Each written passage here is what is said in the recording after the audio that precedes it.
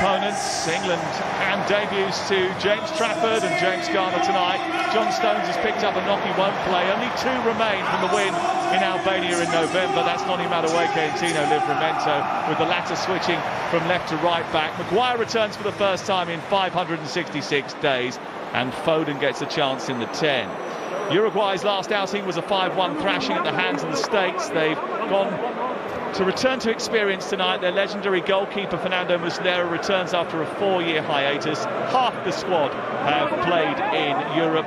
Ronaldo Araujo of Barcelona marshals the defence. Rodrigo Aguirre is the man who leads the line. Captain Jordan Henderson tonight. Phil Foden getting an opportunity to shine in the number 10. But with Federico Valverde in your team, anything is possible. Manchester City will tell you that story. England in their new red Nike away top, blue shorts. Uruguay in their home kit. Lee Dixon is the former England and Arsenal right back.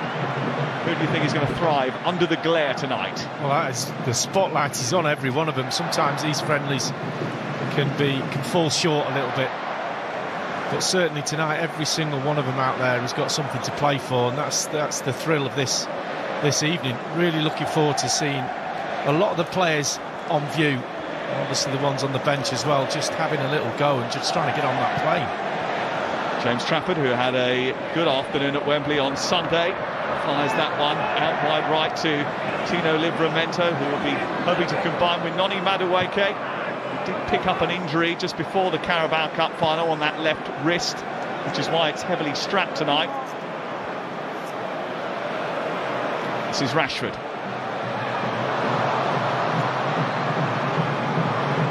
Jen Spence getting up high on that left-hand side and trying to test that Uruguay defence. Crosses in towards Phil Foden. It was punched away by Muslera. Comes back out to Livramento. Trying to get the better of Piqueres. It's touched out by Georgian Di Marischieta. Nice start for England. Thomas will be pleased with that intensity straight from the kick-off. He wants his team to win, but he wants to see connections, performances, to judge who will help the main group. 13, 15 probably cemented on the plane. He wants tourists. He wants players who can make an impact. Huge night for Phil Foden, just coming into that position on the halfway line. He does everything he can to just get a position when there's a bit of grass around him. When he gets in that position, his turn is so quick. This is what Maguire loves to do, drive forward with the ball. Back in the team for the first time in a long time. Marcelo Bielsa back on his bucket, back in England tonight. Adored and loved and worshipped by Leeds fans. 44 months that they will never forget. It is never a smooth ride when he is in charge, and Uruguay have certainly found that out too. He may actually get more love from the Leeds fans that are inside the stadium rather than the 1,900 Uruguay ones. Coming off that defeat against the USA, he's under pressure, there's no doubt about that. First free kick of the night is a Phil Foden free kick. Maguire is trying to cause trouble. Tomori is up there. Henderson nudges it towards Madueke, and it was just nicked away from him at the very last. Good defending. Super from Araujo. Yeah, he had to as well, because he was just about to swing that left foot. Just gets himself in a really good position, but the defender just had the presence of mind to get his foot a little bit higher. Set pieces is something that Thomas Tuchel has been talking about this week. Just about Harry Maguire's influence in attacking and defending dead balls. He did say Matt is trying to focus more on set pieces because he believes that they'll make the difference in the knockout stages of the World Cup. James Garner's first involvement is to deliver one. Harry Maguire got himself free there. Couldn't find the target with a header. I think set pieces might catch on, you know. Certainly been a theme, hasn't it, this season, and that's a good ball. It's right on the money, really. Anywhere around the edge of that 6-yard box or on top of the goalkeeper. Well, 27% of all Premier League goals have come from corners, free kicks and throw-ins this season, more than any top league, and Thomas Tuchel said that it's not going to be the main part of our approach, but it's going to form part of it. Canobio, dispossessed by Maguire. Tries to get the ball forward to Canobio again. He's got support to his right from Aguirre. Picks it up now. This is Rodrigo Aguirre. Took a little deflection on the way through to Trafford. Yeah, nice little break down this right-hand side. We've got some players down there, Valverde, Canobio. Varela as well likes to get forward. I do like that England kit, I have to say. I'm not a big fan of them playing in red at home, but it's a nice kit, isn't it? Two nice kits actually released this week, and England fans I saw walking up Wembley Way earlier trying to get their hands on them. It's the first outing for it tonight, and I hope there's a lot more outings for both the kits during the course of the summer, a summer which they hope stretches from the beginning of June all the way to the end of July. England certainly looking to build on what was a promising qualification phase. Uruguay returning to action for the first time since that startling performance against the United States, where they were absolutely torn apart, and that sparked a bit of an inquest, and certainly tonight has the potential to be fascinating. I've just seen Phil Foden coming 2 or 3 times really short, trying to get it off the centre back. I'm not so sure that's a great idea for him. He obviously wants the ball, he just keeps coming and coming. If he gets it 5 yards off Harry Maguire, and he's got to turn, and then he's got everything ahead of him. Just like to see him in the space between the back line and the midfield players. He wants to be central to things tonight, doesn't he? He's found himself very quickly on the periphery of things again at Manchester City after a bright start to the season. Well, there's no doubt he's on trial tonight, like a lot of them.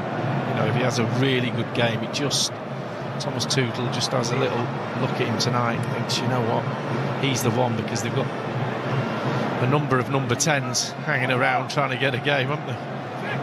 Federico Valverde has been paying in particular attention in the opening exchanges. He's been following around man-to-man pretty much. It's a foul by Maxi Rocco on Tino Livramento.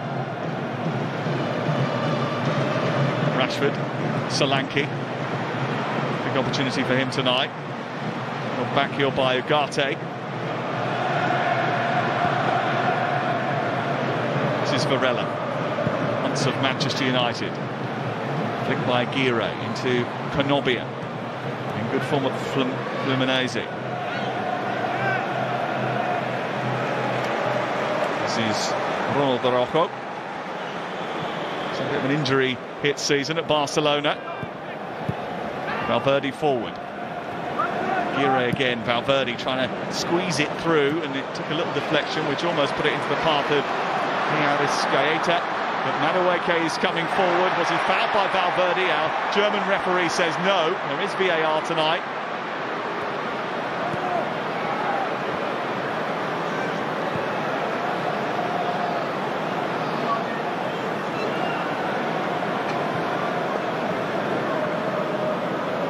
Valverde again, seen a lot of the ball in the opening exchanges. Yeah, too much, I'd say. No one's really picking him up. He just wanders. He's on the left wing a minute ago. Just wanders over to this right-hand side. He's got kind of a free role to do what he wants. He's such a good player. One in midfield by Ghana, and England are on the charge with Solanke now. Foden to his right. Solanke goes for goal. The deflection off Ronald Araujo takes it out for a corner. Yeah, he's looked lively, Solanke. A couple of times he's been fighting for the ball, but he looks really keen, as you would expect, trying to get on that plane. But good little nutmegs there. He maybe should have had his shot a little bit earlier. As soon as the defender closes him down, he's always going to get blocked there. James Garner got another opportunity to stick it underneath the crossbar. The role of understudy to Harry Kane is one of those that sparked huge debate. The top scoring Englishman in the Premier League isn't in the squad, but Dominic Solanke gets the nod and the opportunity to impress tonight, having spent half the season injured. It's Ghana's delivery. Muslera was crowded out. It's back across the face of goal. Yeah, that far post is where they're aiming. It's 2 now to that far post. Second head is the important one. Solanke was just hanging out around the back.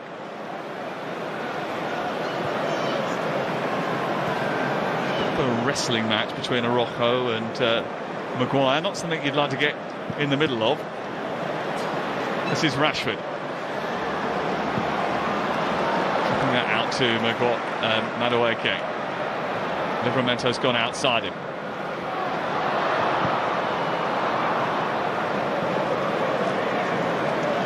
Tomori.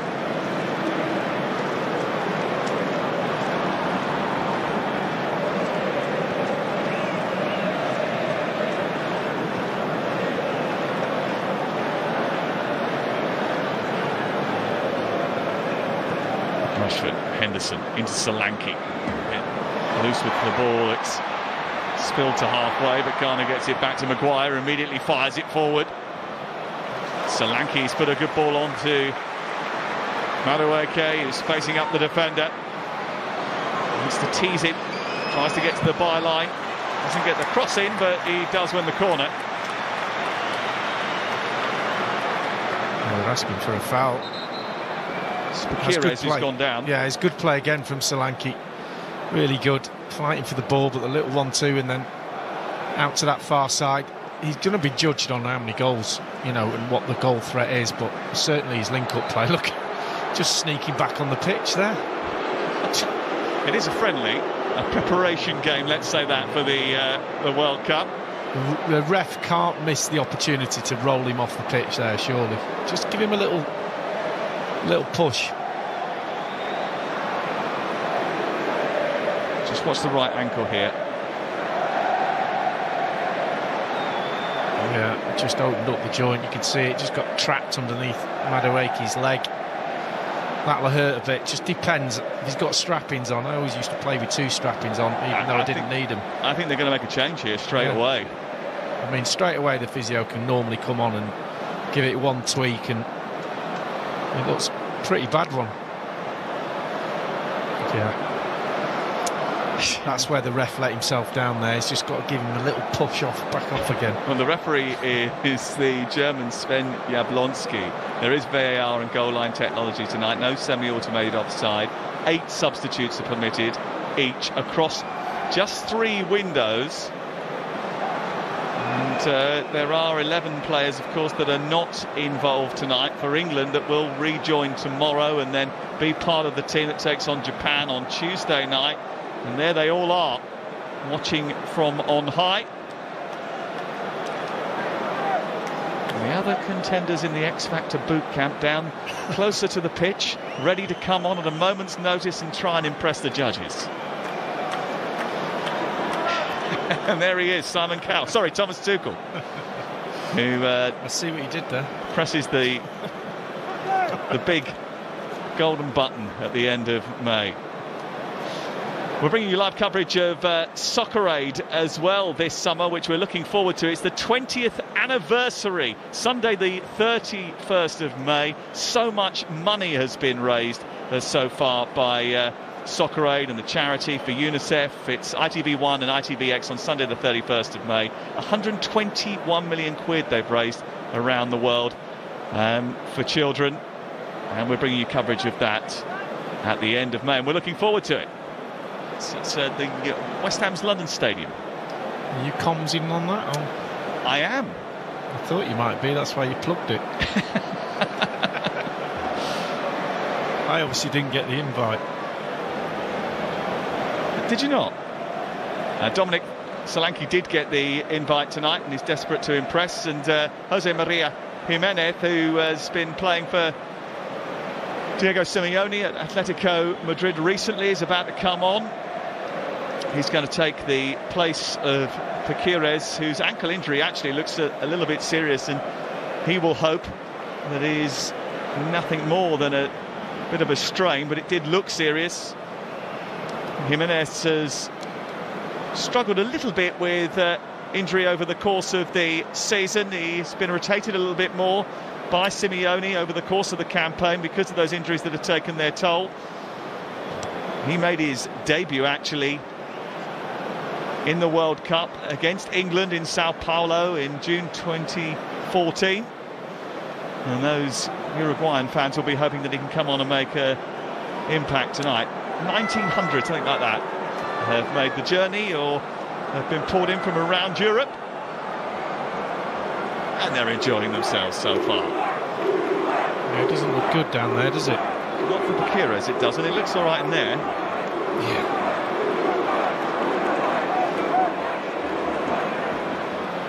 By rolling himself back on the pitch, of course, it stopped the game from happening, which meant that we've got this rather extended stoppage, which the referee has had to deal with. He is going to be stretchered off eventually by the stretcher bearers. I was mentioning earlier on, I think he's probably more popular in Leeds than he is in Uruguay right now, Bielsa, because he is under a little bit of pressure. They absolutely love him in Leeds for taking them back to the Premier League, but he's been criticised of having an attack that doesn't score enough goals. There was a huge fallout at the Copa America with the players. Luis Suarez was amongst them, suggesting that they couldn't buy into his methods. Certainly that was an accusation that reared its head after the USA defeat. He's defended himself. He gave a press conference, actually, where he spoke for an hour and 45 minutes in defence of himself. An hour and 45 minutes? Yeah. He is Marcelo Bielsa. He does his things his own way, and he's made the change because of the injury to Bakirez. Jimenez is on, and he takes over the captain's armband straight away.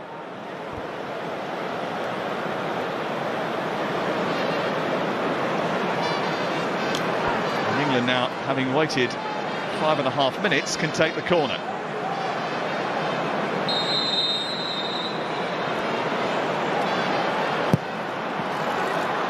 Over the head of Maguire this time, over hit from Phil Foden. Yeah, I think it was over hit because everyone was moving to that near post area. Obviously got the wrong page in the coaching book, that one.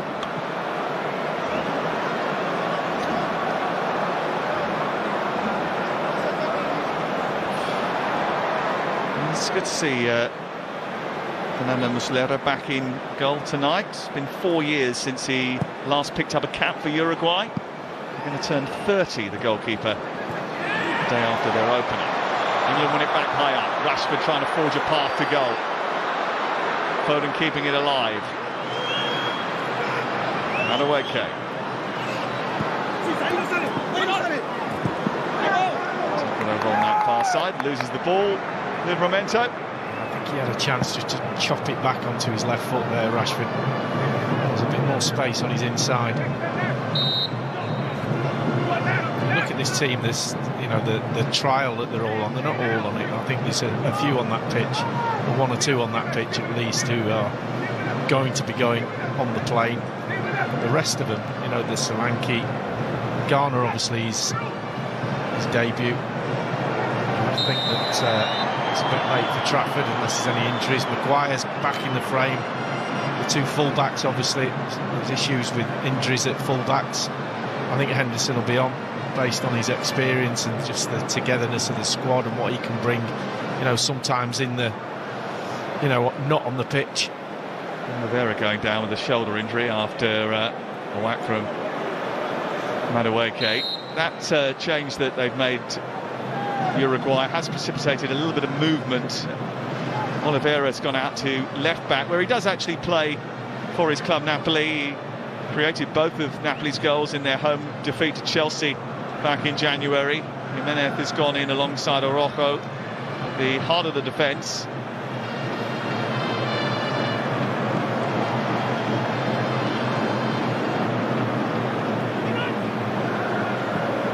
Oliveira.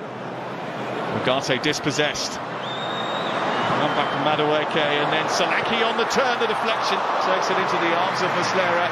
England pounced and reacted really well.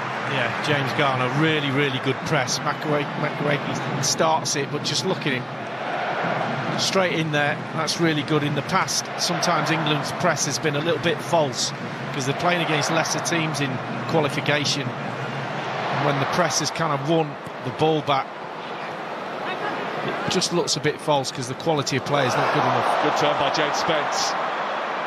Trying to get past Varela, plays it in the end against the onrushing Augustine Canobio. It's going to be another England corner kick. Yeah, they look sharp when they're pressing the ball. It's really good. Great little turn that is. Almost a David Ginola turn that. Well, he started 24 games at left back for Tottenham this season, 2 at right back, 4 at left wing back and 2 at right wing back for Spurs. He's playing left back for England tonight, Jed Spence, but he is a versatile defender.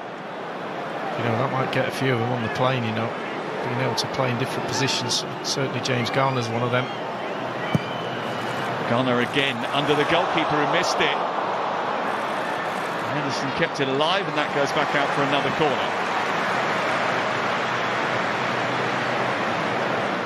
I think when Thomas Tuchel's putting his final squad together, that ability to play in different positions with the injuries that some of the players carry into come out of a season in, is really pivotal, and whether you make that squad or not. But a stop-start first 20 minutes, and England looking to maximise the set pieces here. Maguire again the target, aims at the far post, he heads it back across the face of goal, but it goes all the way back to Foden, who's in an offside position.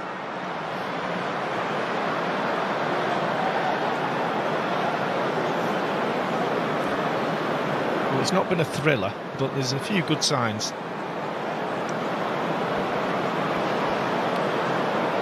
Well, he is harnessing the Premier League trend in terms of set pieces, but he and his assistant Anthony Barry also trying to develop a style which is tailored specifically for North America in the summer heat. And you mentioned about the pressing. I think it probably means a reduced intensity compared to the physical Premier League inspired game that I think he wanted to play right at the very beginning.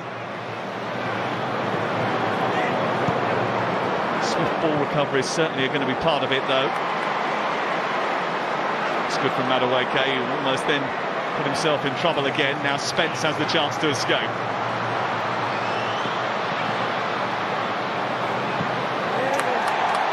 Challenge by Valverde. Canobio. Just looking at Spence's position, then he was totally out of position as left back, but they won the ball back behind him and then fed it to him, and then he breaks to the halfway line. So that's the side of his game, you know, putting the cover on the centre back when the ball's on the other side. He tends to sort of stay out a little bit wide and high, which can be an issue if you've got somebody wide playing against you like this guy. Canobio looking for the 1-2, not going to get there this time. Henderson is playing well for Brentford.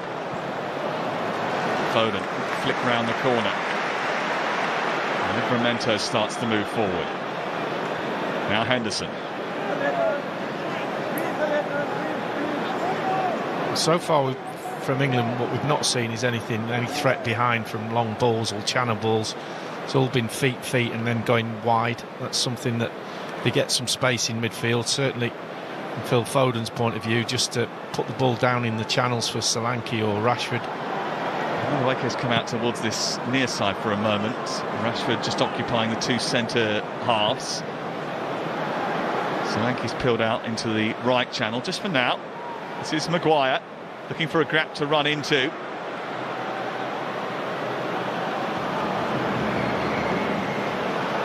Now it's Madueke again. It's got to go. James Garner makes a good run in the channel there. It's just got to go. He's just lift it over the top. Just stretch this back line. They're quite comfortable at the moment. Uruguay at the back. As Emma was saying prior to the match, it was always going to be a different challenge tonight, taking on a Uruguay team that have had some good results. They've beat Argentina in Buenos Aires in qualifying. The first time they've done that in 40 years. They beat Brazil.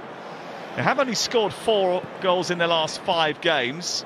And the attack has been accused of being a little bit tepid. Darwin Núñez not playing regularly in the Saudi League. The days of Luis Suarez and Cavani are gone.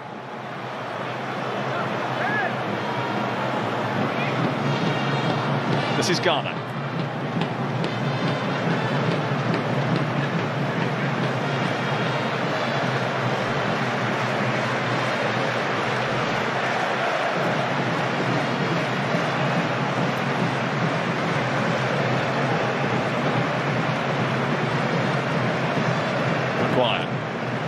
Giving the ball straight to the Al-Nassr.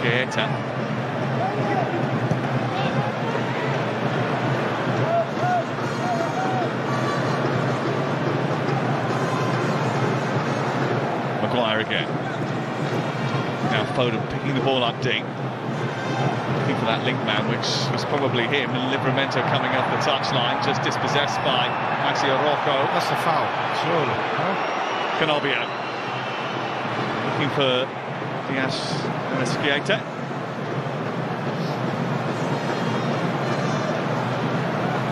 Well, there was only one or two half-hearted appeals. No free kick for England. It's a foul for me.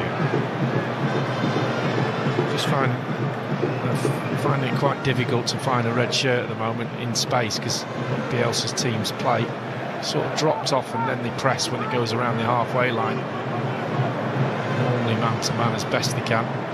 It's interesting, the England coaching staff a little bit unsure of exactly what type of Uruguay were going to turn up tonight. They're an unpredictable team. Their tactics obviously formulated by what Thomas Tuchel called an extraordinary manager. England giving the ball away cheaply again, just allowing possession to return to Uruguay. Well, it's a good position Solanke found himself coming to the ball, but then Harry Maguire absolutely thumped it at his feet. You might say, well, he needs to control it. He's about 10 yards off him. He's absolutely pinged it at him. So you've got to be a little bit of quality on the ball. Muslera away. Maguire will meet that.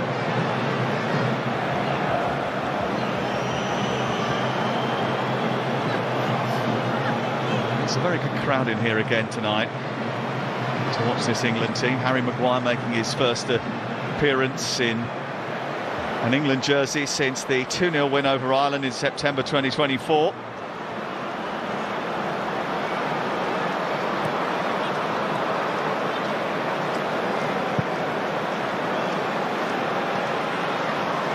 Mori ended up helping that on into the path of Canobio, and they've got a man over here, and it's Canobio to strike it. And maybe he should have used one of the options that were left and right of him. Well, he used those options to engage the other two defenders, because they had to back off 3v2. You just see it now, and they just don't want to commit themselves. So he's got room to get his shot away, and it's a poor one, just leaning back all over the place balance-wise. But a chance for Uruguay just to put the pressure on. He's scored in 3 of his last 4 games at Fluminense. It's been an impressive form at club level. He was a FIFA World Club Cup semi-finalist last year.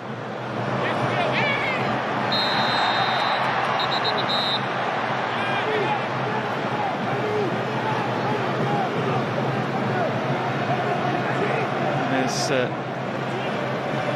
being punished for the foul eventually. We're trying to let as much go as possible. Well, we're nearly half an hour in, and we've had 67% possession for England, 3 shots, 1 on target. We're yet to have a Uruguayan shot on target, just that Canobio effort over the bar. Well, this is what they do. They let the 2 centre-backs have it, don't really put an awful lot of pressure on, and then say, go on then, man-to-man behind that, where are you going to pass it? So far, it's been quite successful for Uruguay. Henderson has found that away kick. Comes back to Henderson again. To Mori.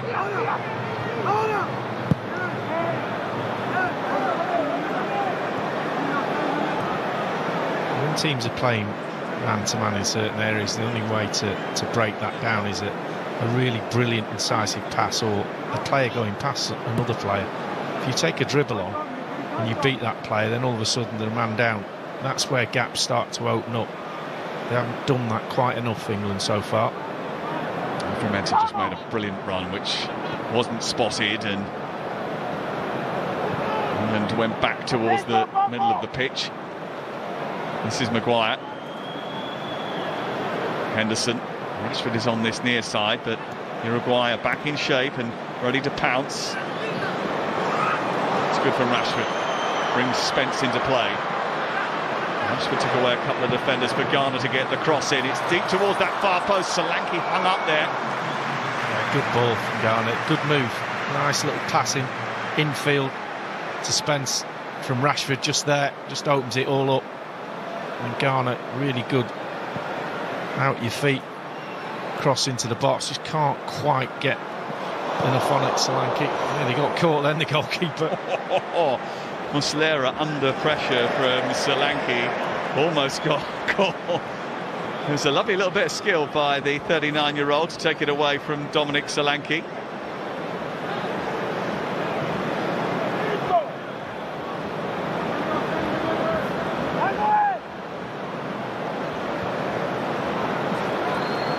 He looks sharp, Rashford, as well when he gets the ball. He's not got an awful lot of the ball, and that's because they're not moving it quick enough, England.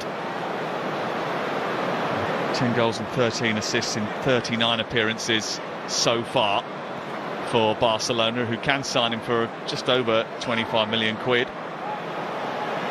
At the end of the season, Manchester United think his value probably increased. He's skipping away here and causing problems for Varela, who we will know from the corridors of Carrington. Ghana. Rashford cross it. Brilliant step over, gets half a yard, put it in the box. Livramento was fouled.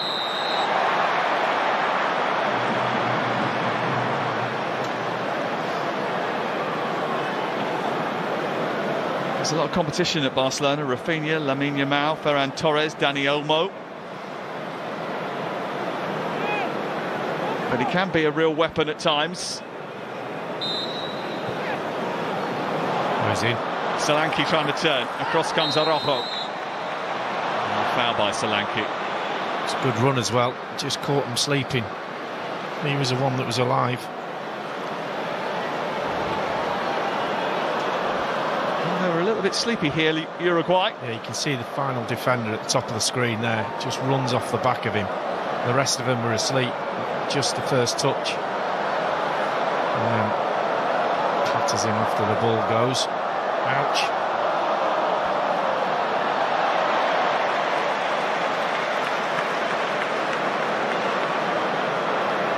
It's always a sign when the crowd are playing the aeroplane game.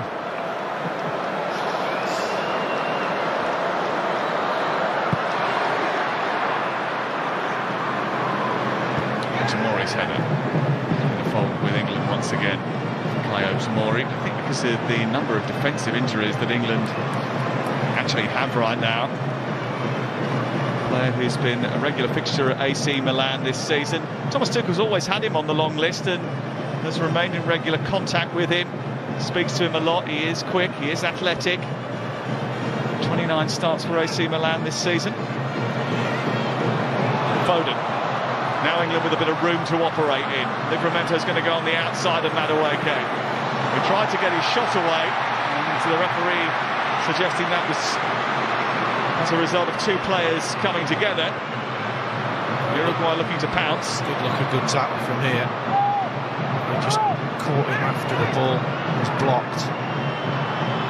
England wanted to put it out of play. And another delay. And you do hope that Noni Madueke isn't too hurt from this. It's a good move as well.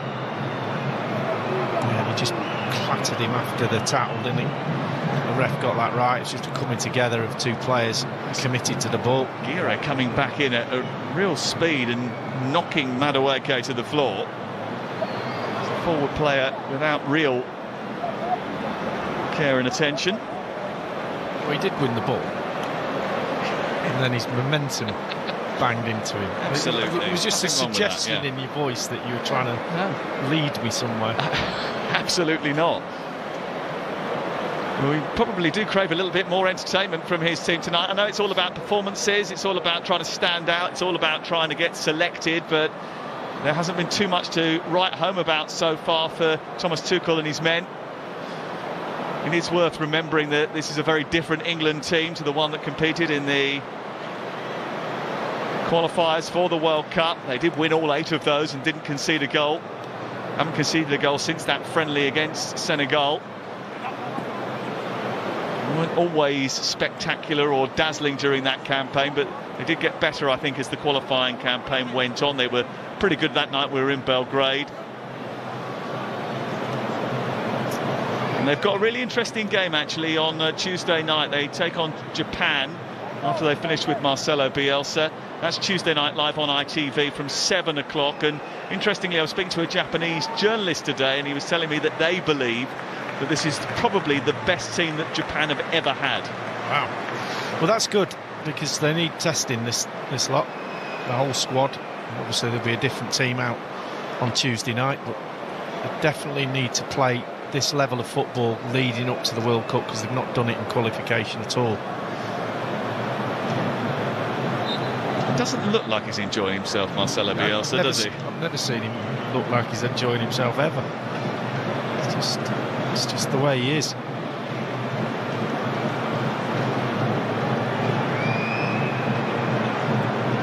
Two of the 4 previous meetings between these two nations have ended 0-0 at Wembley. Don't really want this one to finish that way. 10 minutes to go before half-time.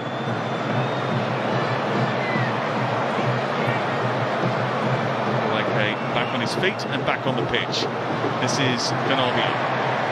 Varela controls it. It's an England throw.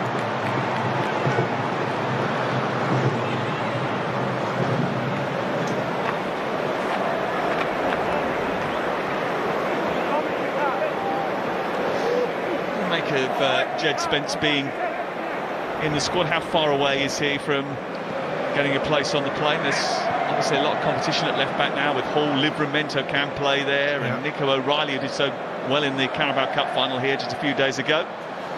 Yeah, I think O'Reilly's high up there. I think Thomas Tuchel really likes him. Lewis Hall's I'm a fan of his, certainly. Jed Spence, I'm not sure yet. Really, I'm not sure. Obviously, we've got injury issues with James, who's the best right back, one of the best right backs in the world. But he's obviously got a long hamstring injury to get over from, and then will it heal and will it go again, and all those questions.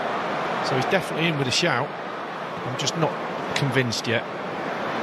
Valverde. Skaeta, who is South American Footballer of the Year, beat Messi to that award. Maxi Araujo trying to get round the outside, and Livramento is there. Thomas Tuchel likes Livramento as well. I know that for a fact.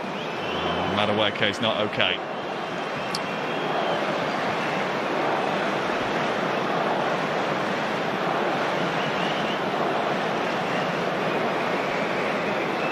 Just going off over on the far side to have a word with the physios and the doctor. Just wonder whether or not, concussion-wise, they're going to decide to make a change here, England.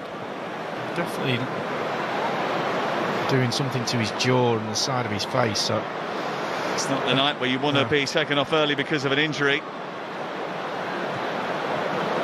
England are going to make a change there, first of the night, and Jared Bowen is going to replace him.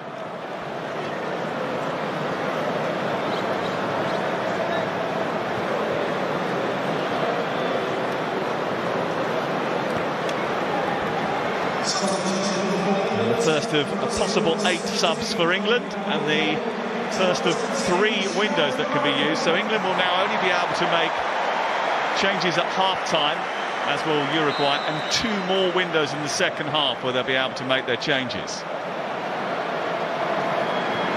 Jared Bowen is on.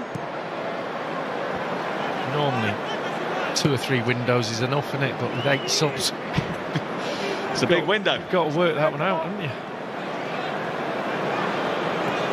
Bowen just goes like for like on that right-hand side of midfield.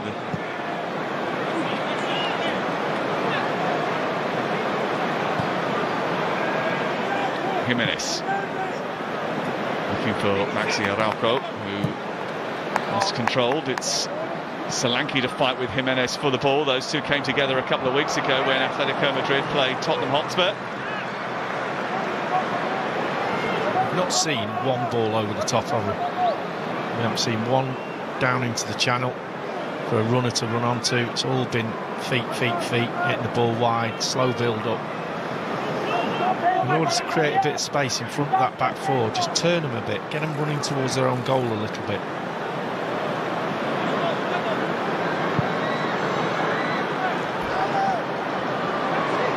Maguire. Back to James Trafford, who hasn't had to do much so far on his England debut. It's a giveaway by Spence. Varela pounces upon it. Arriscaeta. And he overplays the ball. It's been a bit like that so far. Yeah, he's not happy with that. It's been a lack of quality, especially at the last third for Uruguay. Neat and tidy at times and not bad at pressing, but... Crikey. England giving it away again, and Canobia is the beneficiary, and here's Fede Valverde. I think that started with a foul throw from Livramento over on the far side initially, and then England gave it away, but now Rashford is trying to lead them out of danger.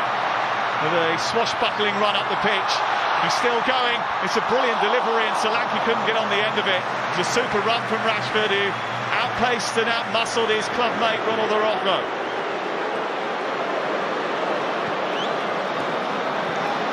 Brilliant from Rashford. That's what we're talking about. Either put the ball behind or run behind. Absolutely electric pace. Took 3 or 4 of them on.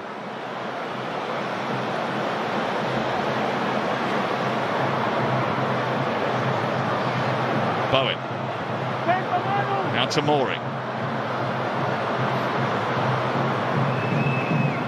Thomas Tuchel wanted a little bit more from his team once they got into that promising position. That is what Marcus Rashford is capable of.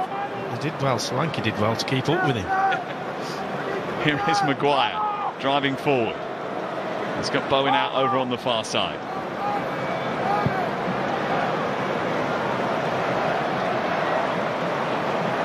Tomori, Foden, Solanke, Foden. Foul on him. Bit of Manchester on Manchester action. Manuel Ugarte on Phil Foden. It's a great run. Yeah, this is a run down the outside. Look, 3 or 4 of them chasing him, but he's got the legs, and then the cross is pretty good. Look at Solanke. Can I get in the box? Doesn't quite get there quickly enough, but maybe he should have sprinted a bit earlier with that, just so he could keep up with play. He's trying to keep the space in the box for him to run into. Sorry? The directness that you want. Yeah, no, exactly. And that's the thing that breaks down tight defences that are going man-to-man.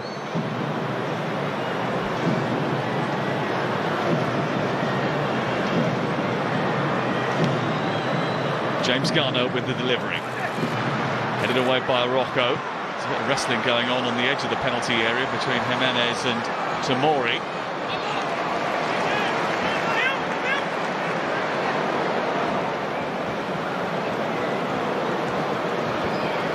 A fair bit of injury time, isn't there?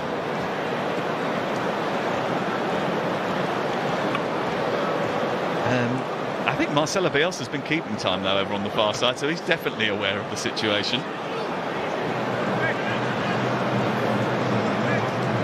It'll be interesting to see how many changes England make at half-time now. You've got 7 more outfield players on the bench tonight.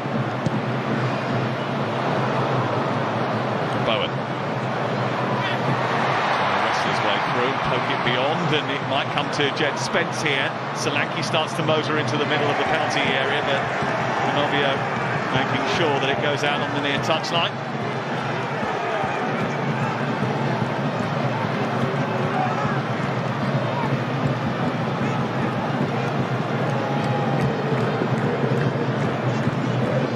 Garner.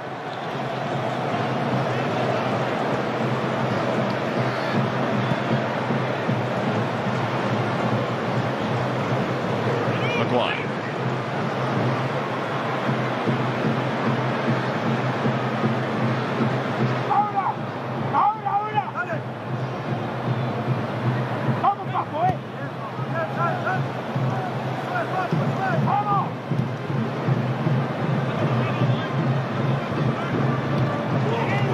Livramento, it's a bit better. Driving forward, he's got Solanke in front of him, Rashford a bit further out.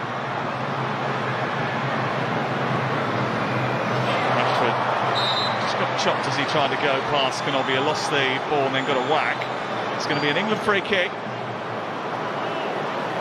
Just kind of a second touch, just let him down, flicks it through the legs and then catches one. Well, England and South American opposition don't always mix. England have won just 2 of their last 11 matches against South American nations.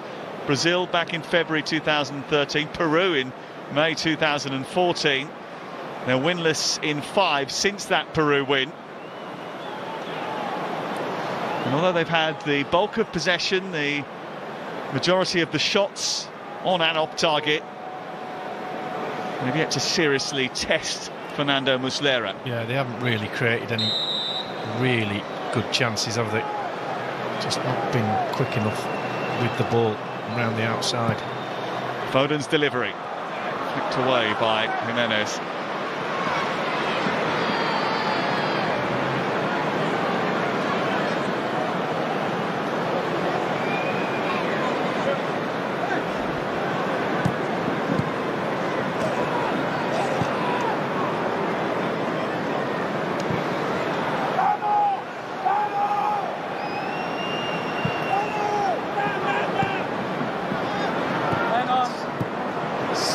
That's got to go.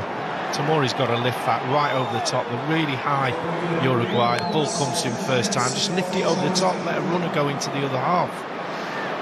It's been a bit frustrating so far. 7 added minutes at the end of the first half. Time's the last tube. Morocco.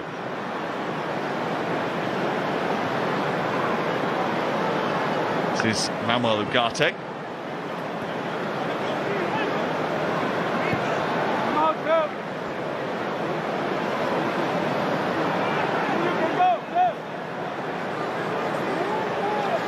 Wembley's silent, isn't it? Well, there hasn't been much to shout about. No, absolutely. Again, we probably should caveat that. It's a new team that hasn't played together before. Lots of players that haven't been in the England setup are desperate to try and make their mark. Not a lot of players that have played together in an England shirt regularly before. It might just mean that it's a bit of a disjointed performance. And he did say yesterday, you know, we might have to be patient. There's things he wants to see tonight that will inform him going forward. And it is all about showcase. It's all about trying to get a place on that plane. But it would be nice to see a bit more entertainment from the group. I get the disjointed bit and it takes time and all that, but you can still come to the ball and spin in the hole behind. Anyone could do that.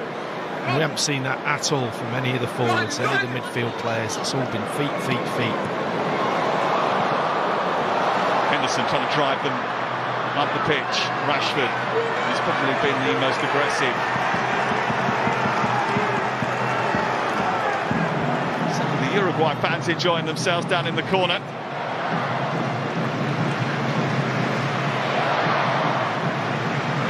Supporters now just trying to encourage their team along as we approach the break. Henderson looking a little bit worse for wear as he moves gingerly away from that challenge. Solanke.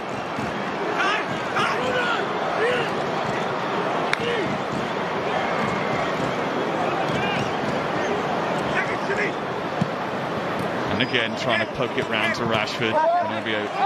Can't keep it in. The referee wanted some help from his linesman, but he didn't get it, and then just decided to give the throw into Uruguay. Linesman wasn't having any of that, was he? Flag straight down. I'm not making a decision.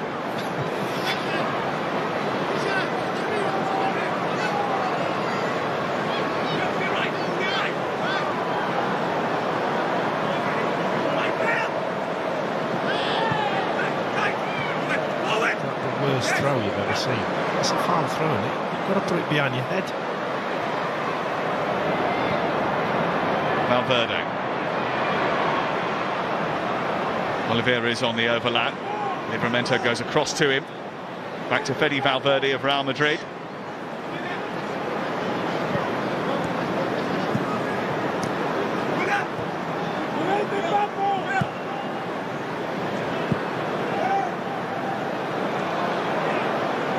Araujo pushing that into Rodrigo Aguirre's path.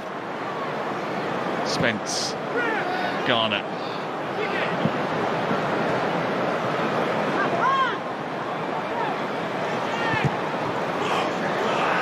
Ghana's found Rashford. Chance to run for him now. Needs a runner either side. Plays it behind Phil Foden. Rivera escaping, pushing the ball into the path of Canobio. And again, he just got right underneath it. Yeah, he's had their two best chances. He's had a couple now, hasn't he? Just look at Jed Spence's left wing. No one covering him when he goes forward. That's something that Thomas Tuchel will be having a look at. Gets onto that left foot, never really looked comfortable. There's too much space for a player to be in just by giving the ball away there.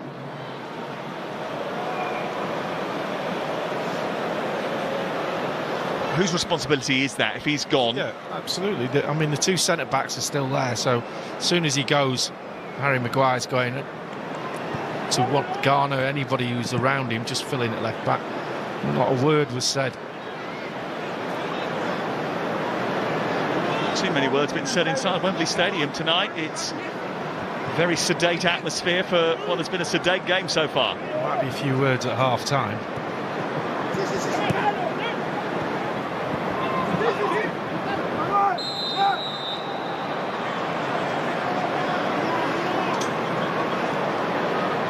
Well, no one really will be panicking too much about their place on that World Cup plane.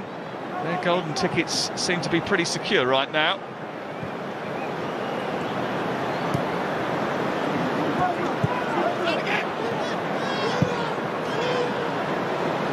Again, you do also wonder about the pressure that is on the players to perform on a night like this, and against an awkward opponent. Canobio to Varela, who's going to try and keep this in and stand the cross up. Trafford does well enough to punch it away. Made a good decision there, James Trafford. Yeah, he was ready for that. You could see him just getting ready on the edge of his 6-yard box for that cross. Did well in the end, because it looked at one point like he was struggling a bit. Got 2 fists on it. You say about the pressure on the players, that's good. Put them under pressure. It's exactly how they should be, under pressure. You're playing for England, you've got to perform. So these lads have got an opportunity to try and force the issue with Thomas Tuchel, and there is a pressure with that. But you've got to embrace it as a player. That's got to be part of who you are.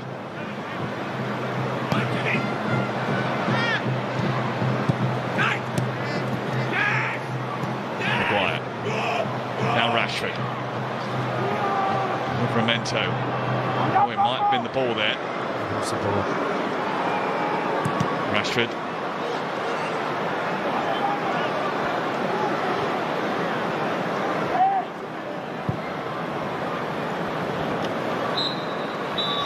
Well, on a night when it's as much about individual performances as it is about preparation, we're waiting for someone to step into the spotlight.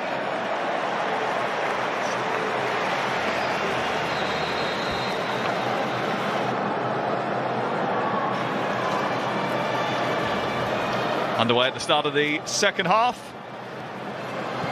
England in the red, Uruguay in their brand new kit of light blue, both in dark shorts this evening. Dominic Solanke putting pressure on Fernando Muslera, breaking a record today.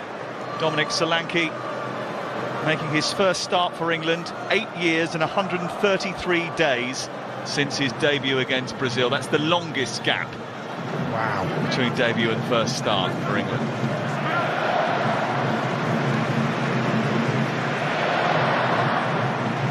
He's looked sharp, actually. I know Wrighty was pulling a few things out, which was great just to see him on the edge of the line. You know, the back line needed feeding, didn't get it, but making good runs. See, that's got to go over the top.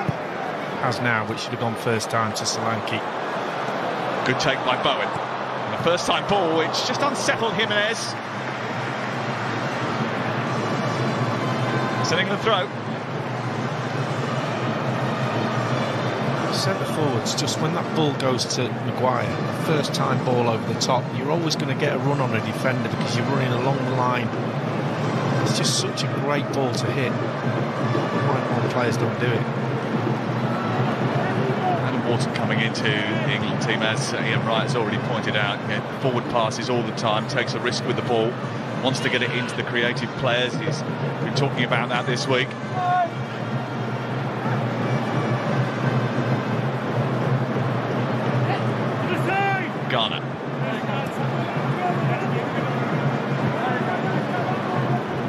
part of a Crystal Palace team that are in the quarter-finals of a major European competition. Take on Fiorentina in the next couple of weeks.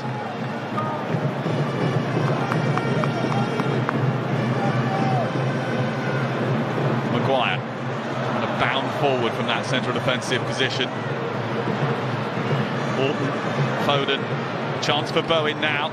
Livramento goes on the outside. Bowen keeps hold of it, being pursued here by Oliveira.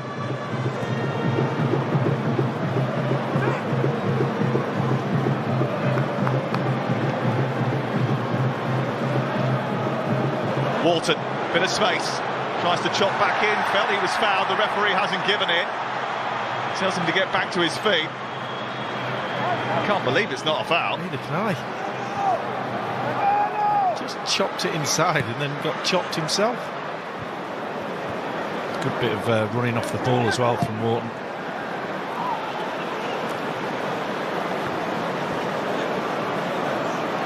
Been in a great position for a free kick as well, right in the D. Hasn't scored yet for Crystal Palace, Adam Walton. The last goal that he scored was on his final appearance for Blackburn Rovers. I don't think he's letting anybody down by not scoring though, is he?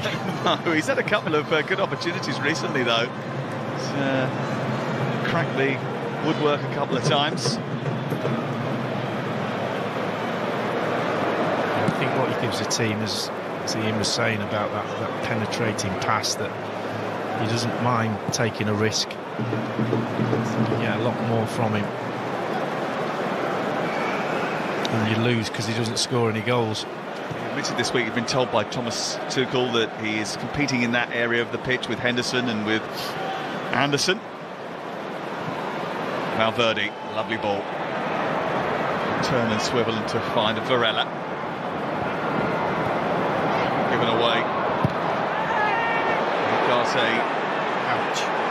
Just allowing Foden to escape, and then there was quite a... Thomas Tuchel is not happy with that tackle at all. It's Rocco, wasn't it? Yeah. He's won the ball, but he's followed straight through. Just watch this. Ouch. That's a leg breaker. He's looking to get away with that. In the Premier League, he's going off there. Well, we do have VAR tonight, and I wonder whether or not they might be considering taking action here, because watching from on high is Soren Storks. I don't think he needed to watch on high. That's a terrible tackle. The aggression in that, endangering an opponent. Let's have a look at it in full speed. They give the ball away, and then I'll tell you what, he's lucky that I think he's just lifted his weight off that ankle. If that's on the ground, he's breaking his ankle there. Well, the referee from Germany in conversation with his assistants and VAR, but it doesn't look as if they're going to take any action here. But certainly Phil Foden, the latest of the England players to have to go down. Still, Thomas Tuchel's absolutely furious. He's having a word with Bielsa, he's having a word with the fourth official. He knows how dangerous that challenge is. He said it's a red card, and I think it is. The Premier League, that's 100% a red card, and there's no reason why it shouldn't be, because it's a FIFA match. I think the contact, and we'll have to see it again, but if the contact is above the ankle and the studs are up, usually that is the demarcation point for a red card. Just have a look here where the contact point is, and that's high. It's halfway up his shin, and then he catches his ankle as well. The thing is, Foden knows that's coming as well, and he's not going to pull out. It's a terrible, terrible tackle. You might say, oh, it's okay, you got the ball. That's not okay, because the ferocity of it, endangering an opponent, it's a red card. Well, Foden is up and moving, and the last thing he needs is an injury. He hasn't had as much football as he would like. He certainly doesn't want to be withdrawn here. But he's not moving particularly freely, and you can understand why.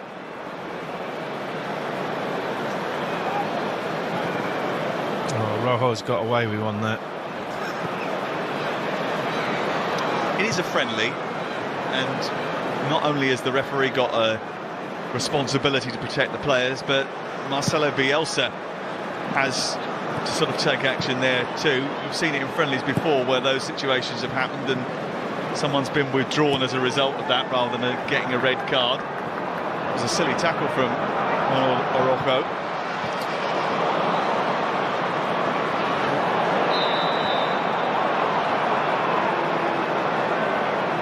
Foden allowed back on now. What it doesn't do is help the rhythm of the game. No. Well, he's a lucky boy, Foden. Thankfully, he's not got a really bad injury there. I think, as I said, he just catches him on the shin and then he just lifts his weight off his ankle just before the real force hit his leg. Well, Cole Palmer is getting ready to come on. He's been struggling with a groin injury himself over the course of the season. Thomas Tuchel actually suggesting this week that he saw him in the last few matches and he believes it's only in the last few weeks that his stride pattern is back to normal. I'm still waiting for mine to arrive. Yours hasn't been back to normal since that knee replacement.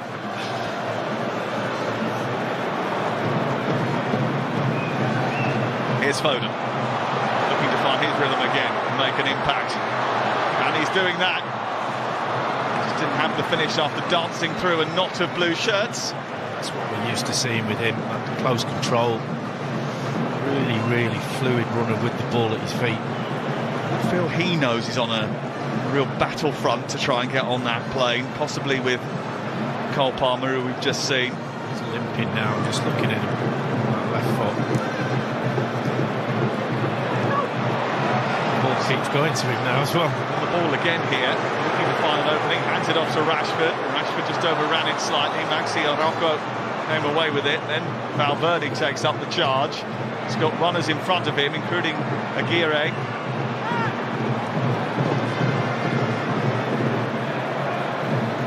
Oliveira, challenged by Adam Wharton. Foden needs to get off.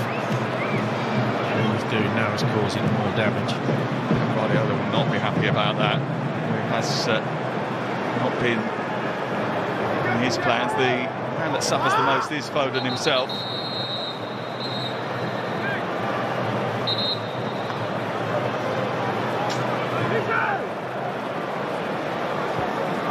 Rodgers, Bellingham, Palmer, Eze all coveting that role in the number 10 position behind Harry Kane. Both those players actually, Palmer and Foden, struggling a little bit to fit into things because, as Tuchel said, they've got far much more evidence of the team without those guys in it than they have with them.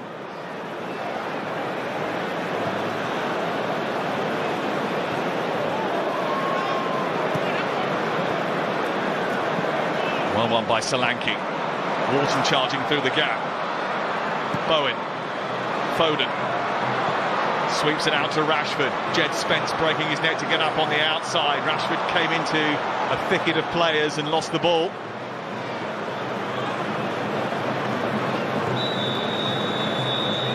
That is the nature of the Uruguay team that Bielsa has put out there. Tenacious, they're happy to harass you and try and get around you as soon as you've got it.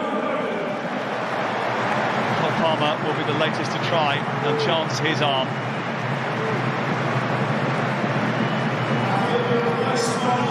Foden coming off.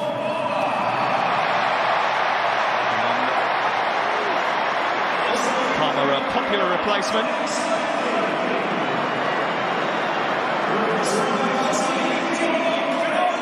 And Solanke is off, and Dominic Calvert-Lewin is on. So Foden and Solanke off, Palmer and Dominic Solanke on.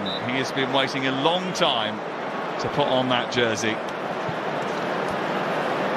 Yeah, I think lack of service for Solanke at times. He made some decent runs, he looked enthusiastic like you'd expect him to. His closing down was pretty good, but no real sniff in front of goal.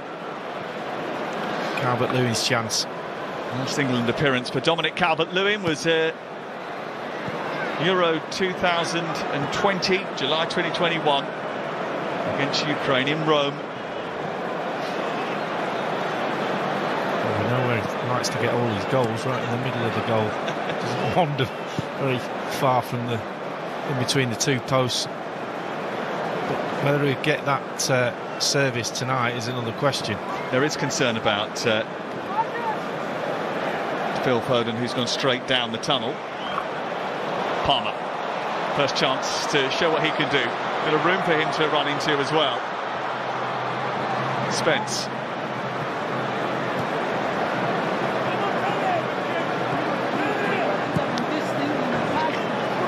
On the ball quite a lot tonight. Thomas Tuchel is very animated over on the far side. He and his assistant Anthony Barry getting very vocal. The thing is, with that run that Cole Palmer just made, ran into the grass in front of him looking for a pass, and it didn't come, so you just play it backwards or square. I think that at this stage you just take a chance, keep dribbling with it, get to the edge of the box, and then something opens up, little 1-2. Just be a little bit adventurous. And what is he waiting for? Is he waiting for somebody else to make a movement, or is he... He's waiting for a good run. But the thing is, with playing against teams like this, they don't give you an awful lot of space. So when you get that space, run into it, and then it commits one of the defenders to you. As it closed down, there was nothing really on. But so take him on. Just have a gamble.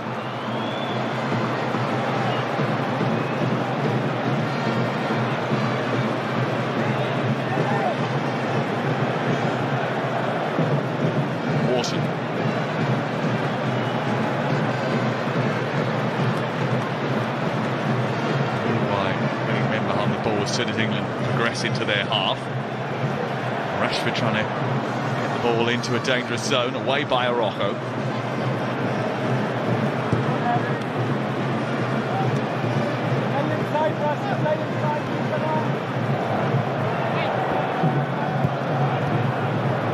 Fizzed into Ghana by Maguire. But Lewin helping out by foraging backwards. Spence from Rashford and back to Spence again. It's Jed Spence. Comes into the path of Dominic Calvert-Lewin, who I think got in the way of Bowen and vice versa. Yeah, I think he wanted that on his own. Jared Bowen just coming in from that right-hand side. But nice little play on that left-hand side with Spence and Rashford. They've done a couple of those link-ups that have worked. It's good from Spence stealing in ahead of Konobia. And now Palmer. Into Calvert-Lewin, back to Palmer again. Calvert-Lewin tried the little flick for Palmer, but although it squeezed through the legs of Araujo, it didn't reach Cole Palmer. Yeah, things like that, Cole Palmer and Calvert-Lewin, he's expecting him just to be a little wall there, play a little 1-2 off Calvert-Lewin. Calvert-Lewin wants the ball down the side into the space for himself. So, because they don't play with each other all the time, they haven't done a lot of training together, just little things like that show up at tonight for sure.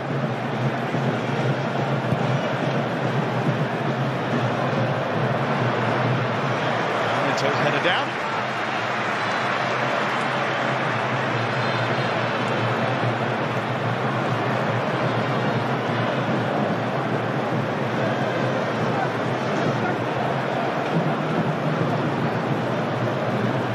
Ghana.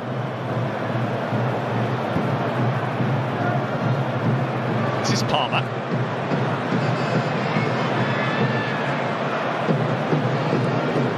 Now Livramento. So much possession of the football, but no penetration. 2 shots on target in the match. None of them really that have had the returning Uruguayan goalkeeper Fernando Muslera sweating.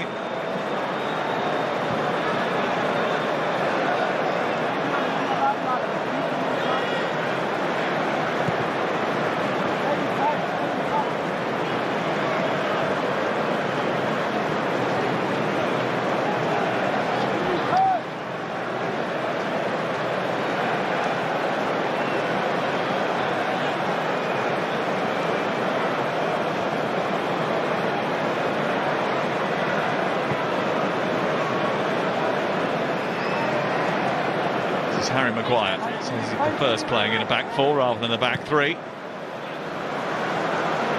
Shoveling that out to Jed Spence, who's trying to keep that alive. And the flag took a bit of a beating after the slide challenge from Konobia.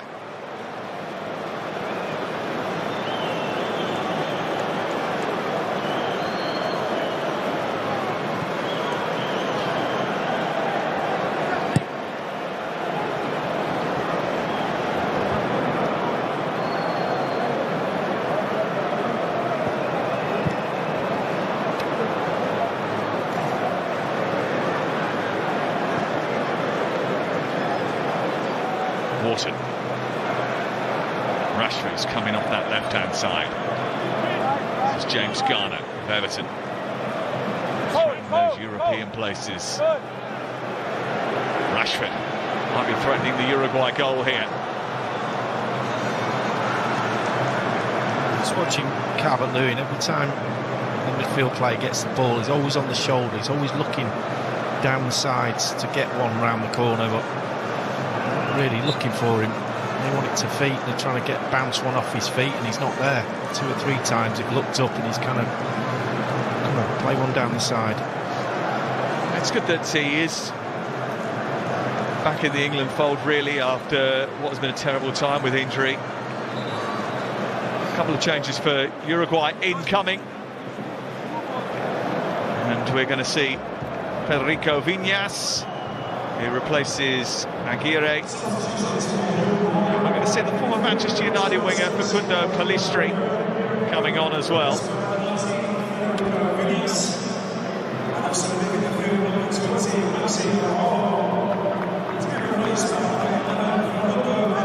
Aguirre and Maxi Araujo off.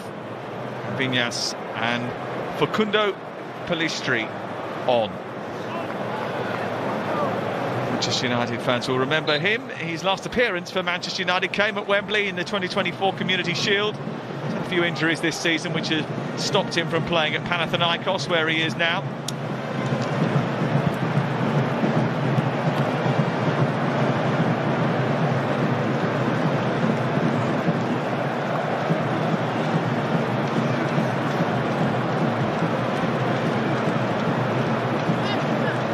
Themselves yet to have a shot on target, and that's something that the Uruguayan press and public not too happy about.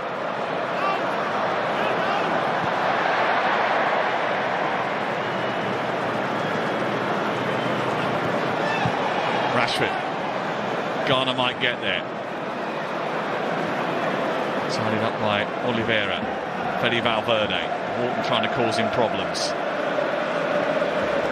Varela.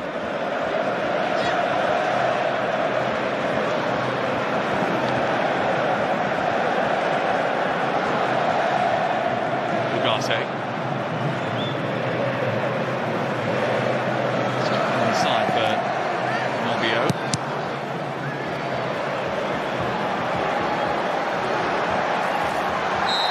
Viñas targeted, and Garner gives away a free kick for a foul on the Arrascaeta.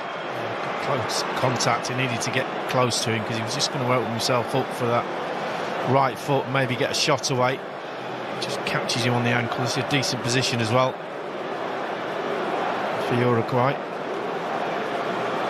Well, this is an opportunity for Uruguay to craft their first shot on target in the match, 66 minutes in. He's had very little to extend himself, James Trafford. Very good game here Sunday. The highlight, that triple save in the first half of the Carabao Cup final. Yeah, he was good.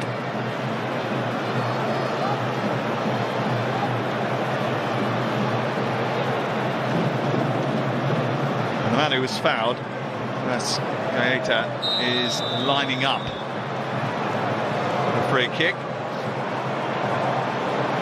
He looks favourite, but he might not be the only one who's interested. It is Arrascaeta, and it is over the bar. We still await a first Uruguayan shot on target. Yeah, that's poor. Just got to hit the target. It's easier said than done. Make the keeper work. He did finish ahead of Lionel Messi, as I mentioned in the first half, to be crowned South American Footballer of the Year in December.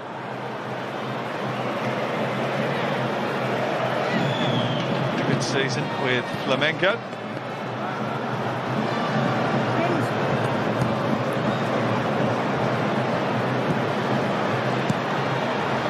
Tomori. Livramento.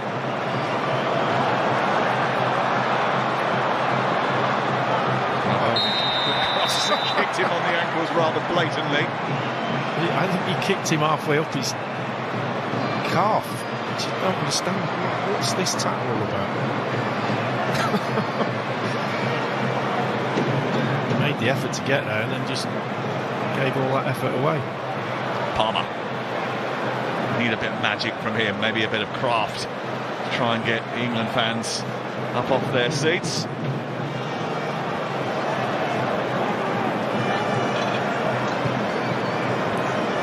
Spence, 4 England changes incoming. That's going to be a free kick for a foul by Al-Nassr on Adam Wharton.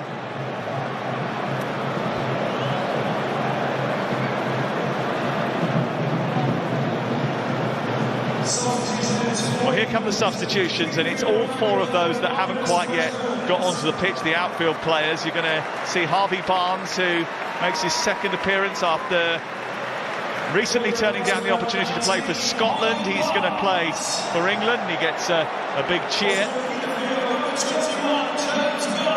James Garner is the man he is replacing.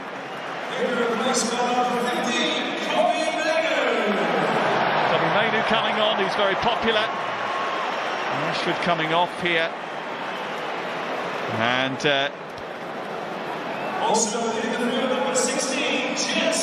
Jed Spence being replaced as well. And Lewis Hall coming on for him. And the final change is going to see Ben White come on. And that reaction was, I think, predictable. Ben White coming onto the pitch for the first time since being recalled. And the crowd not particularly happy about him being included. It is a controversial inclusion because of the reports of a bust-up in the camp in 2022. Thomas Tuchel spoke to him when he took the job. White indicated he would be happy to be called up. It didn't happen in the early part of Thomas Tuchel's tenure because other players nipped in ahead of him. He had injuries. He's nipped in now ahead of Trent Alexander-Arnold. They say he's going to explain why he left the camp in Qatar to the rest of his teammates who were there with him later this week, but he didn't want to talk about it publicly. Here is Palmer. And that's going to be a free kick, and it's a silly foul by Agate. Yellow card. Yellow card.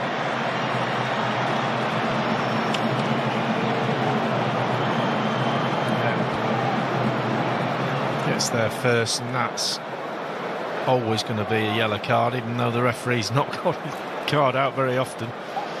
Just going back to Ben White. Yes, Thomas Tuchel said he didn't want to probe too deeply. Oh, well, listen, in the game, the modern game, where we're sometimes looking at the game saying sometimes it can be a bit robotic and data-led, the game.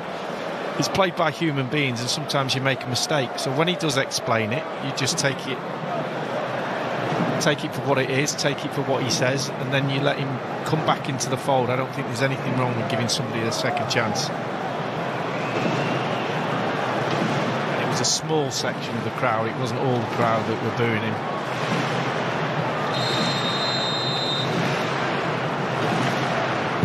Palmer's delivery, and Calvert-Lewin has missed a great opportunity 4 yards out. The best opportunity of the night, probably wouldn't have counted because of an offside flag, I think. Yeah, I think he wouldn't have been offside.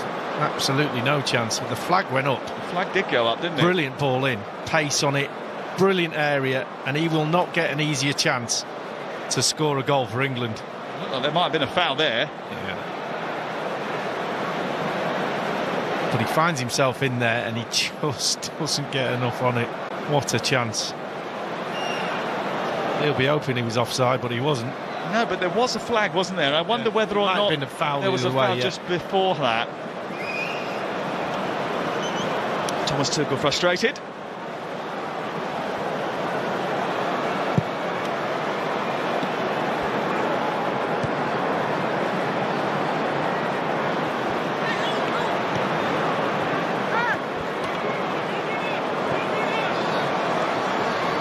Skater. Memento across. It's given it straight to Oliveira. Valverde.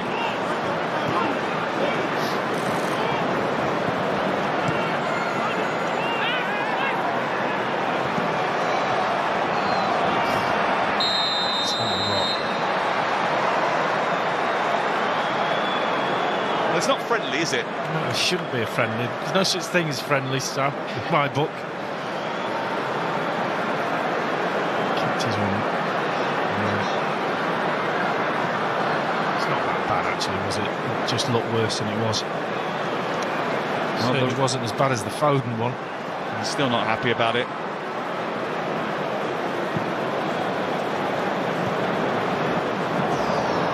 Oh, with a misplaced pass, Morocco.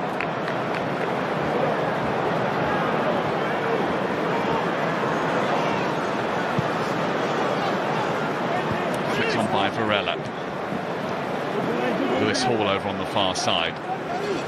He's played really well for Newcastle United at times this season. A really good game in the first leg of the Champions League match with Barcelona. And Morton's just got involved in the middle of the pitch with Federico Valverde.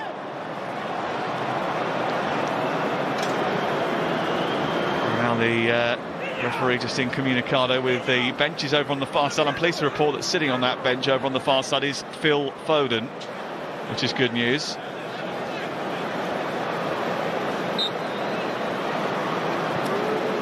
He's got ice on his leg, but hopefully it's nothing too serious for the Mancunian. Be a bit sore tomorrow, I can tell you that. Could have been a lot worse though, couldn't it? Yeah, he's very, very lucky.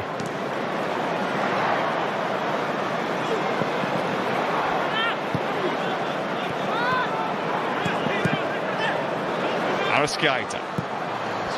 Little ball round the corner. Viñas.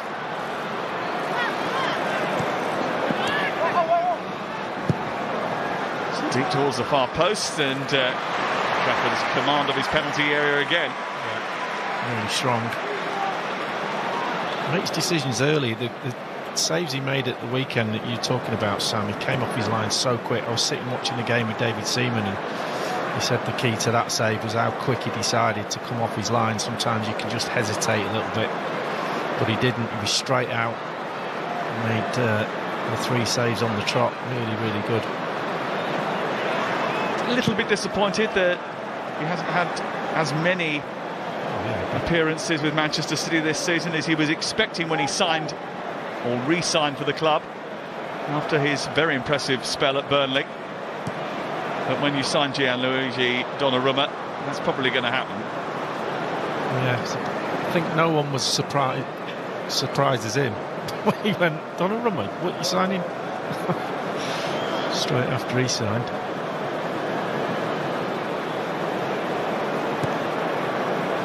Just over 80,000 tickets sold tonight.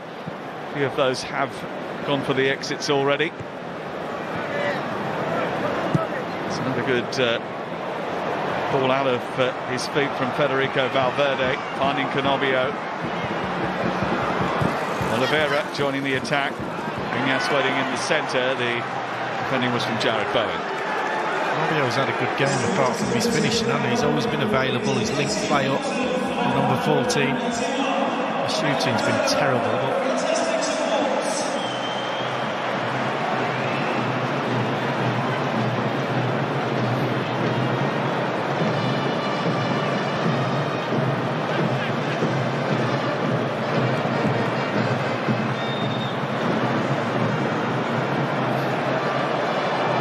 Calvert-Lewin has had the best chance of the game.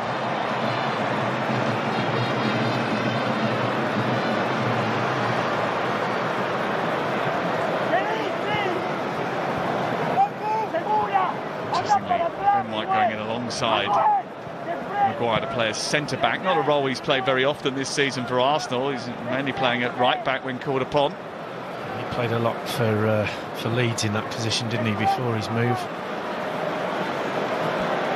Here is Canobio.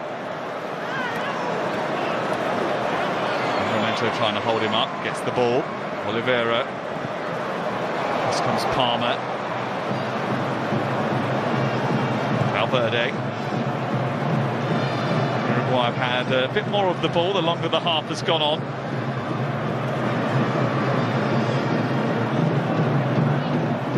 Araujo. It's a good ball out to Varela. Deep one, which is dealt with by Livramento. Picked up by Valverde. Keeping Uruguay on the front foot here.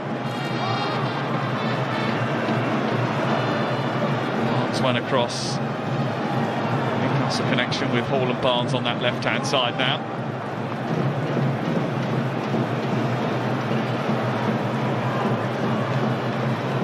There's very much billed as an audition tonight, a chance for players to shine. We haven't really had any standout performances. I wonder whether or not the experiment's worked for Thomas Tuchel. What he have found out tonight, I suppose, will be the question that is asked at the end. I'm sure he'll have an answer. I think Garner did well in the first half. Kind of looking round, obviously Rashford had his moments, but the team play was obviously, it was really disjointed. There wasn't any flow to the game. So that's always difficult to work out who's playing well and who's not. Solanke tried hard, his closing down was pretty good, but nobody stood out at all. Foden wasn't in the game enough. It'll be interesting to see how he uses the next game, which is live on ITV, 7 p.m. on Tuesday night. Japan, the next opponents for England, ITV1 and STV. And the road to 2026 continues with our coverage of the impressive French front line. They take on Colombia on Sunday, 7:50 ITVX for that one. And Croatia against Brazil as well. That's Tuesday night, 12:45 a.m. ITV4 and ITVX. Some cracking goals we saw in that France-Brazil game the other night on ITVX. Given away by England and inviting pressure. Vinyas. History outside him. This is Varela.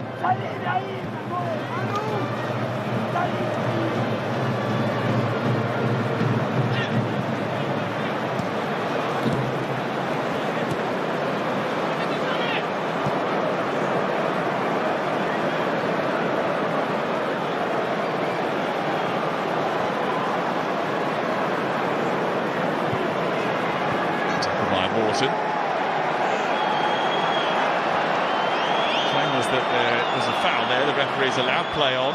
They let a lot go. Palmer, who's been let go here by Ugarte, and he's burst into space. He's got support. Jared Bowen comes on the outside. It's an England corner. Yeah, that's what Palmer's about, carrying the ball, playing it all around his ankles, but he got away from him. Surprised with Bowen's trying to cross there. He didn't really try and beat him or create a yard. He just hit it straight into his legs, but they've won a corner. Thomas Tuchel has approached his tenure with trademark bluntness, maintaining very direct communication with his squad, even at the risk of friction sometimes.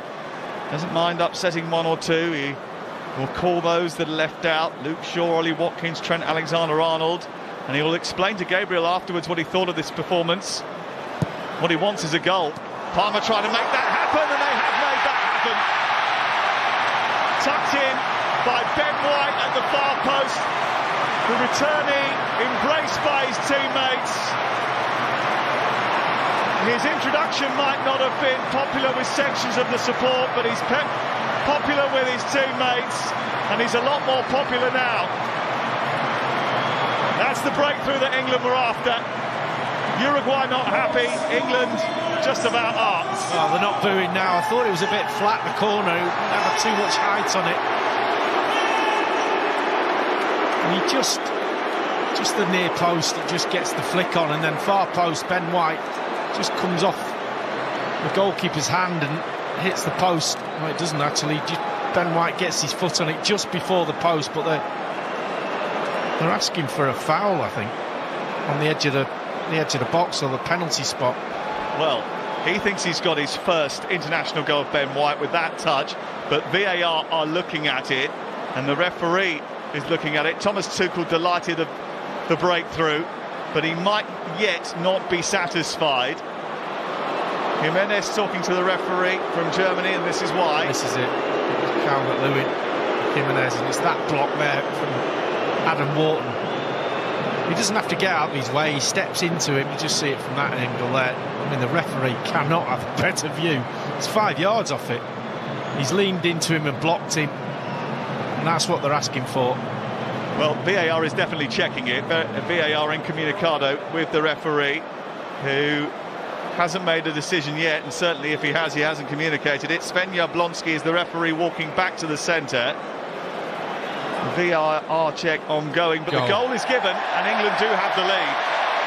I have to say, he steps in front of him. I think he makes the most of it, the defender, going to ground, and Ben White's got his goal at the far post. Definitely wasn't over the line before he got his toe on it. Well, Ben White, who has been at the centre of controversy after being recalled to the England squad for the first time since the World Cup in 2022. It's his first appearance since a friendly in March of that year.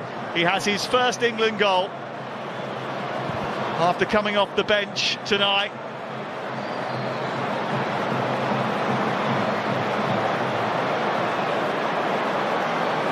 And there has been a yellow card issued here.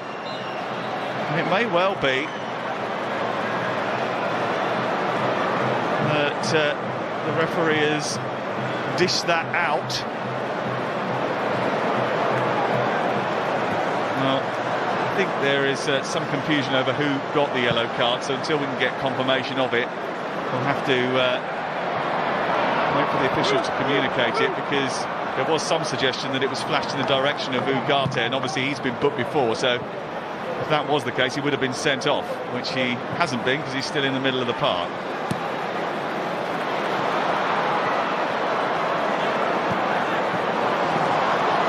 Here is Palmer.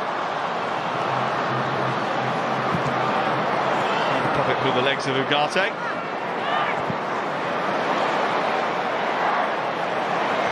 It's put out for another England corner.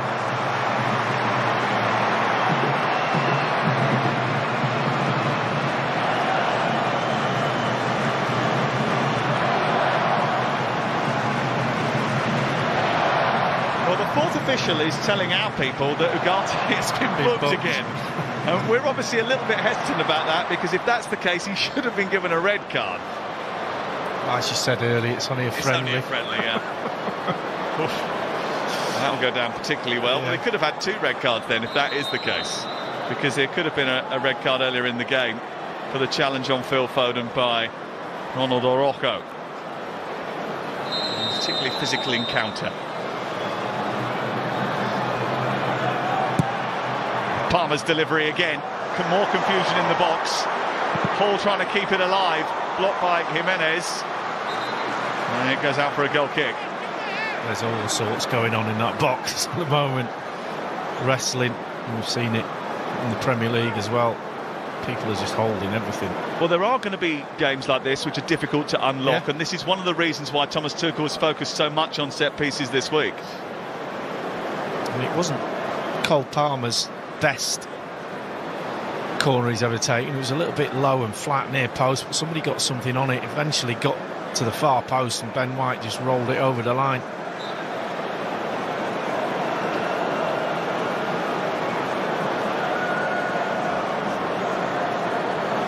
Another 5 subs coming on from Uruguay.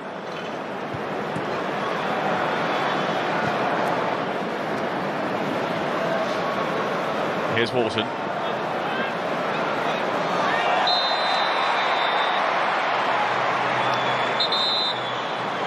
OK, let's have a look at an early point in the game. Well, hold on a second, because they're starting quickly here, England. Bowen. Ball out of play on this near side. It's going to be an England throw. Now, the referee says... Well, the fourth official's told us no yellow card now. Ugarte was talking to him. That looks like a yellow card to me. Now, the fourth official has said that yellow card doesn't exist now, because if it did, obviously, it'd have to have been sent off. Is he just helping his mate out, then? I think so.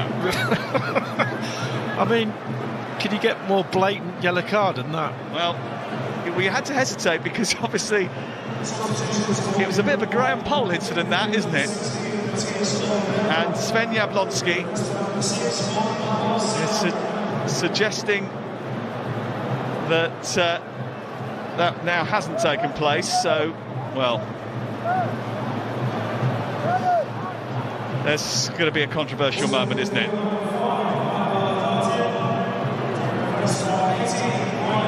We've had 2 yellow cards for Ugarte, but no red, and we've had another raft of changes, including Emiliano Martinez, who's coming on.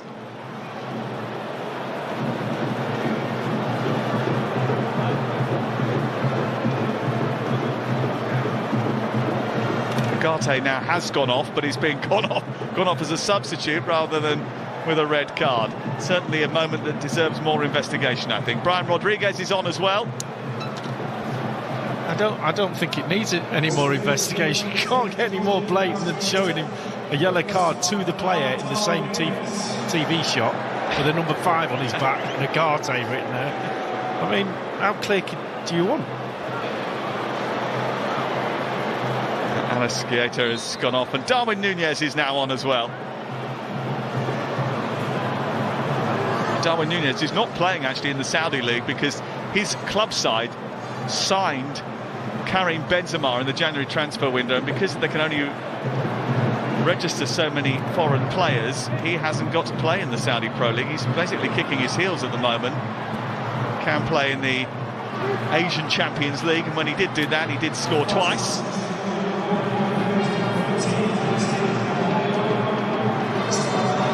He's been thrown on with the last few moments to try and add a little bit to the chaos factor. Graham Poll was having a nice night until you just he spat his tea out on his sofa. He's a very good referee, Graham. It was just the incident that came to mind after 2 yellow cards for the same player and no red.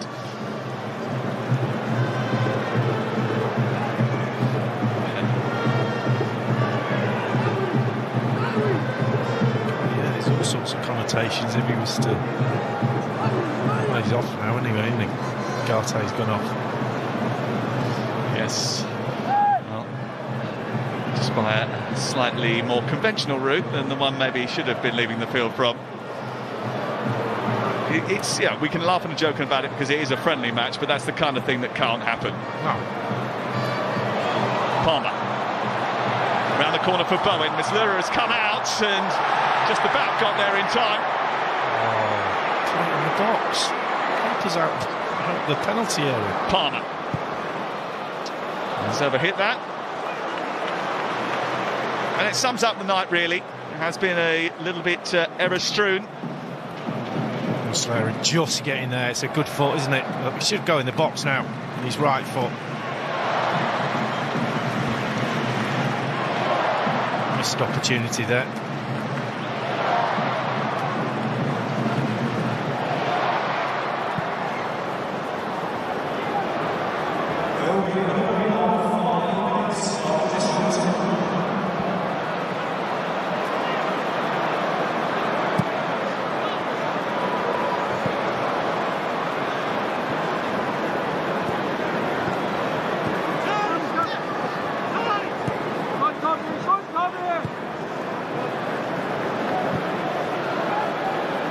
Jimenez.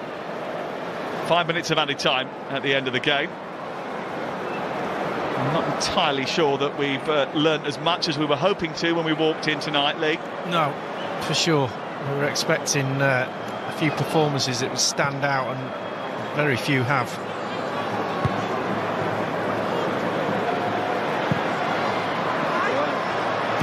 Aimed into the box, and a problem for England here, which is poked over the top.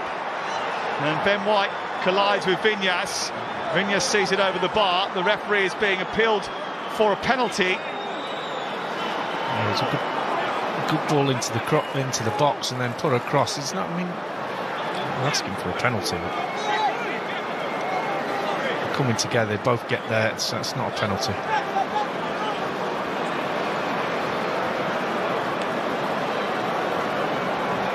And he's still got a little bit of an issue, Viñas. Well, a little bit more information about the yellow card that Manuel Ugarte got. He got one earlier on in the game for a challenge. The second, apparently, according to the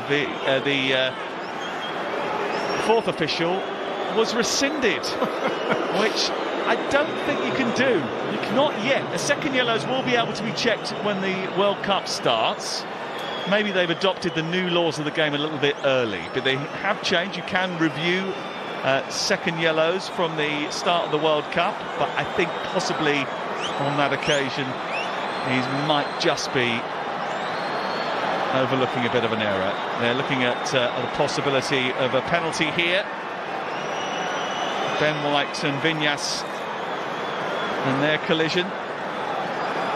At least the yellow card to give us something to talk about. And he is going over to have a look at the monitor to give a penalty against England here. It looked like they both... Well, it's gone down again, the player, Venus. It looked like they both came together at the same time. I'm always a bit funny about these challenges that...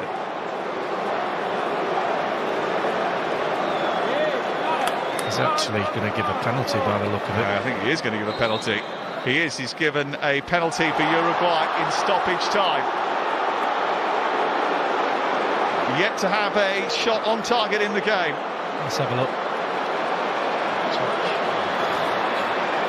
It's one of them. We've seen a few of them given this season, haven't we? Where the challenges come just after the ball has gone towards the goal. But if that's on the halfway line, you have to say he probably would have given a free kick. So eventful reintroduction for Ben White. And now an eventful moment for James Trafford, who did save a penalty in a under-21s final for England against Spain. He did. Late on in the game, in fact in stoppage time. Well remembered. Cole Palmer, I think, was in the team that day, as he's in the team now, and now James Trafford will have to try and do the same against Fede Valverde. It's Real Madrid against Manchester City again.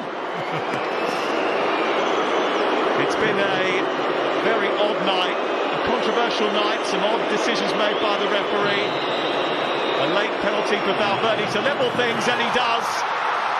It's not the first time he's been a Manchester City goalkeeper this season. And he runs away in celebration. England concede their first goal in 290 days, and it comes from the penalty spot. Ben White scoring the goal for England that put them in front, giving away the penalty that has allowed Uruguay to equalise. And as we approach full time, it's England 1, Uruguay 1. Well, he's gone for power with the penalty, and it's beat Trafford. I have to say, having seen it again, when you challenge for a ball in the air like that and you get there second, you're always likely to be given a foul. Certainly if it's outside the box, the referee will give a free kick. So inside the box it should be no different. At the time it looked like Ben White got something on it, but he obviously didn't.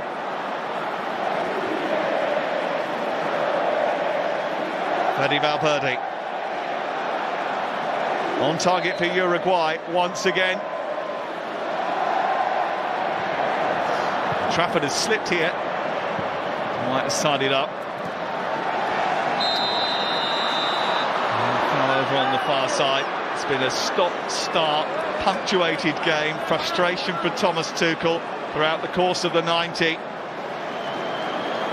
England do have a bit of a problem playing Uruguay. They have a 27% win ratio against them, only a lower percentage against Brazil. They're a bit of a bogey team. Kept a clean sheet in 11 of their previous 12 matches, including the last 6 in a row before tonight, but they have been breached right at the very end.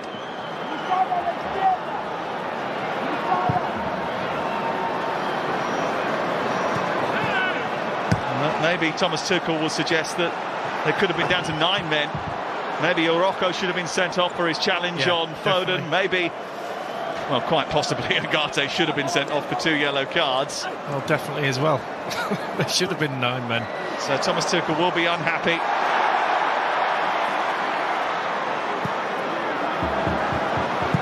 Ball into the box, header down, a chance for Valverde, blocked by Maguire, back in the box from Varela, comes all the way through, still not clear from England. Eventually they scramble it away. Well, it was a great block from Harry Maguire, it really was. He threw himself at it. In again, Darwin Núñez trying to cause chaos. England have the ball in hands. We played nearly 7 of the 5 added minutes that were expected. Paul's given the ball away, Varela on the charge. All of a sudden we've got a bit of football breaking out right at the very end of the game. Aimed in towards Núñez, looks to bring it down, hooks it on, a touch from Viñas to try and take it down. Pelistri was in there as well, trying to take it over the top of Maguire. And there is the full-time whistle. Well, Thomas Tuchel wanted to create competition, see who could embrace the pressure of a high-level sport. Ben White came off the bench, not universally acclaimed by the supporters inside the stadium, scored the goal that put England in front, and then gave away the penalty which led to the equaliser from Federico Valverde right at the very end after a VAR check. There's lots to talk about, with 2 yellow cards for Ugarte but no red, and the possible red card that should have gone to Araujo. England have become so used to winning that drawing with Uruguay might feel a little bit flat, but there's plenty for the England manager to ponder after that. There is just one more game before we find out who he thinks has the X factor.